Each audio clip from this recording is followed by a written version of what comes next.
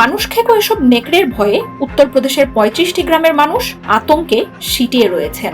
রাতের ঘুম বাদ দিয়ে লাঠি সোটা হাতে গ্রাম পাহারায় কাজ করছে বাসিন্দারা। তবুও তাদের ফাঁকি দিয়ে আক্রমণ অব্যাহত রেখেছে নেকড়ের পাল। অতর্কিত হামলা থেকে রক্ষা করা যাচ্ছে না শিশুদের।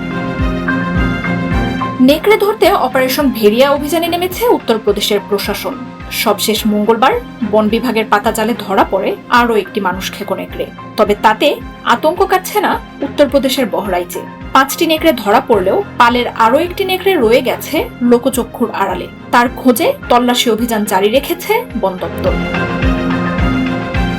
যোগী আদিত্যনাথের সরকার এরই মধ্যে নেকড়ের হামলাকে বন্যপ্রাণী বিপর্যয় হিসেবে ঘোষণা করেছে। রাজ্য বাসিন্দাদের নিরাপত্তায় বন বিভাগের কর্মীরা বিভিন্ন দলে ভাগ হয়ে বহরাইচের বিভিন্ন জায়গায় পাহারা শুরু করেছে।